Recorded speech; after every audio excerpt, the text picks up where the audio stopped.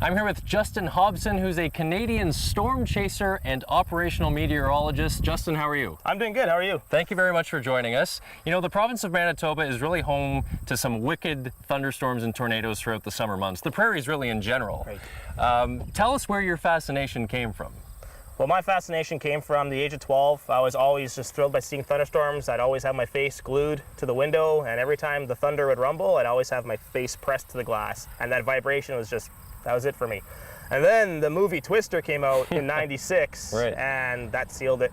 Yeah. So I right away wanted to be a storm chaser. So when we talk about tornadoes, all of them are unpredictable, right? Correct. But what types of speeds are we talking about here? Like how fast do they kind of move? Well, they can move from 5 kilometers an hour up to 100 kilometers an hour. The ones we typically see here are maybe like the 30 to 40 kilometers an hour. Mm-hmm. The Elie day was only like 5 to 10 kilometers an hour, so very slow, which is easy to chase as a storm chaser. Because usually you go, you drive, you see the tornado, you stop, document it, take pictures, report severe weather. Then you get to get back in your car because it's moving the whole time. On the Elie day, I didn't have to move the whole time it was on the ground. Look, it's almost not moving. It's like stationary right now.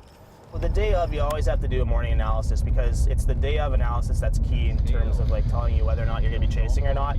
You drive to the target area where everything looks to come together, so the atmospheric conditions are prime in this area. So let's say Melita today. So we're heading out to Melita. You know, usually I'll take Highway 2, then you cross over down, head south. Paved roads are always the best because you can always drive fast enough on them to get ahead of the storm. Right. Gravel roads, sometimes you don't know the condition of them. But a tip that I always say is you always follow the gravel roads that have either electrical poles or telephone poles on them because those are usually maintained well for service crews to, I guess, maintain the poles if they need to. There you go. And then, yeah, so that way you'll avoid the mud roads, the grassy cover roads. There's a lot of people that like to see just the storm itself, like the structure, but I'm always, they call me like a snob because I only go out on days where tornadoes are likely. Right. Like there's a good chance of them. You don't seem like a snob to me, but you seem like a nice guy. That's good. The distance between you and the tornado, how do you measure that? How do you know if you're too close or if you're not close enough? So I stay about 2 miles or so away from them. Okay. You have a nice camcorder for a reason, so you can zoom in with those nice digital zooms. Like if you're watching a tornado and it's moving from left to right, chances are you're okay. But if you're looking at a tornado and it's not shifting left to right and just growing, it's coming right at you. Yeah. And sometimes the people are so fascinated, like, oh, I want to get this on, on my phone or my camera and show everyone and tweet it or whatever else. And they're like, wait a minute, that thing's moving at me at 50 miles an hour or 100 kilometers an hour, and then where are you going to go? Okay, you guys should stop moving. Why are you driving that way? Do you not see the tornado on the ground, like right in front of you? So, seeing the Elie tornado, what it did, like there was wood flying everywhere. Like you don't want to get hit with like a, an object and get impaled by a 2x4 or, we saw chairs that were pushed into the ground, like, 4-legged chairs, pushed all the way down to the base where you sit.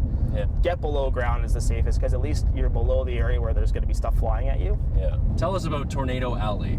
Tornado Alley. So Tornado Alley stretches pretty much from southern Manitoba south all the way down into the Texas area, and it goes about west towards the Rocky Mountains or just east of the Rockies. So what happens usually there is that you have the warm tropical air that comes up from the Gulf of Mexico, and that clashes with the cold Arctic air that either comes from Canada or the drier air that comes off of the mountains, like the Rocky Mountains.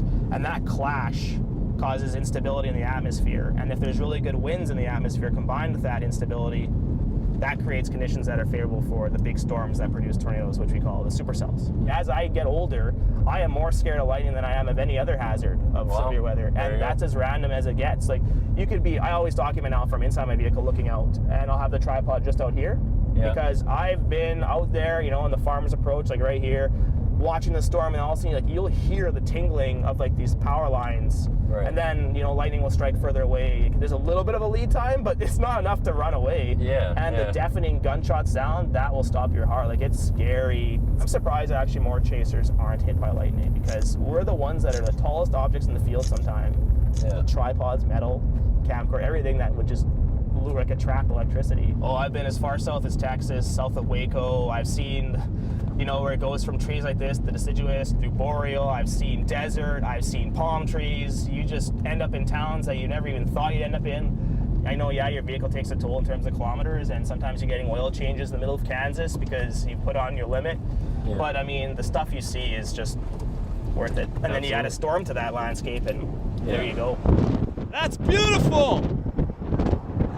Justin, amazing to talk to you. Thanks very much for joining us. Well, thanks for doing this with me.